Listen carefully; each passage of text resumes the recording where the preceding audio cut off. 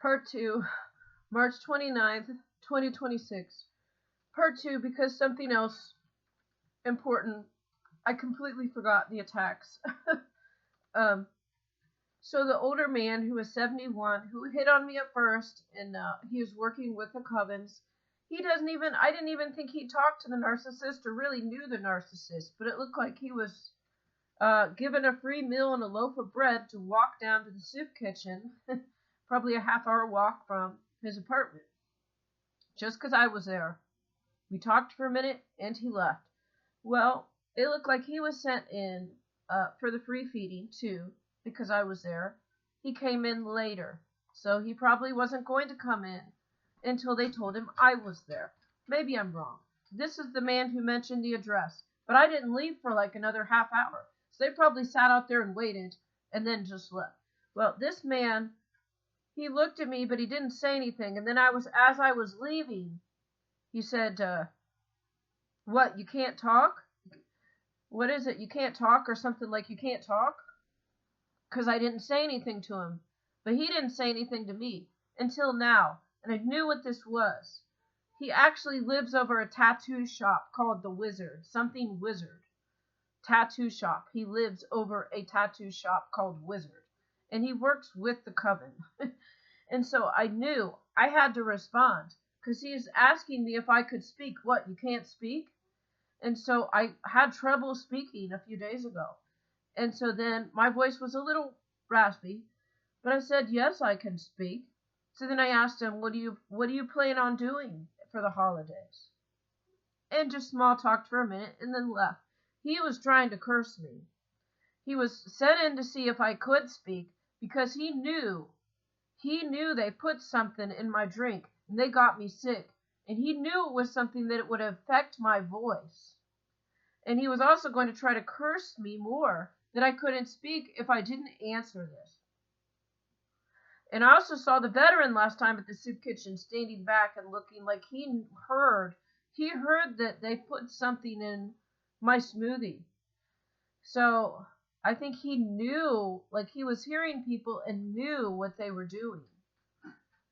So I don't know. He's kind of like in the middle and he sides with them. Is this an Ahab spirit? I don't know. No, not quite, because he hangs out with the homeless. And he doesn't try to elevate them. He stays low with them.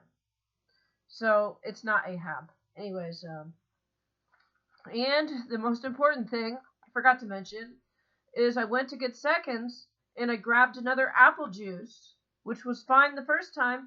I go sit down. This time I believe it's been poisoned. And I think they poisoned all of the juice just to get mine. But I started to take a drink. And it tasted like different. Maybe a little bit like antifreeze or something, like sour. So it was apple juice. It almost tasted like there was rotten grapes or something added to it. So I knew right away, like, this is not the same.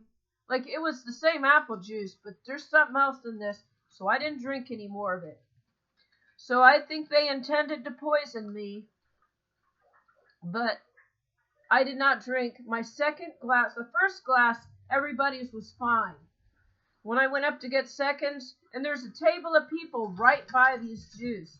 So they're sitting in a way they block the view. So they could have poisoned all of them easily with no one seeing. Because there's a round table right in front of it. And then there's criminals that come and they sit at that table. Including the man that made the devil horn sign.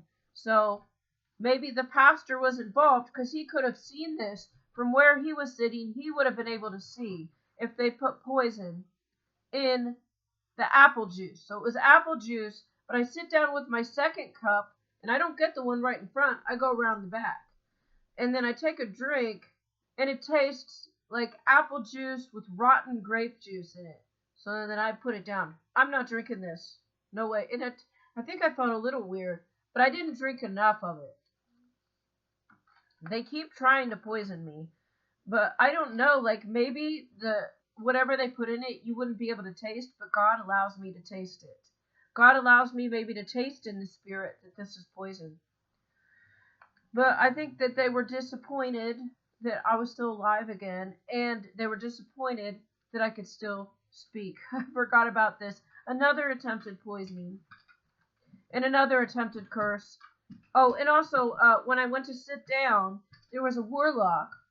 A warlock was at my table, and he ate quickly, and he got a second, and then he left. So, yeah, the warlock was sitting at my table, and he didn't, like, I guess that was the only table with, like, really not a chair. So, there was no chairs at this one round table, so it looked like it was empty, and no one was sitting there. And I sit down, then the warlock sits next to me. He doesn't say a single word. He doesn't speak to me. He looked, like, kind of unhappy I was sitting there, but then he leaves. I don't trust this man. I've seen him talking with the veteran. Veteran talks to the enemies. Veteran acts like he's in the middle. Veteran acts like he's in the middle. But you can't side with evil. You gotta rebuke it.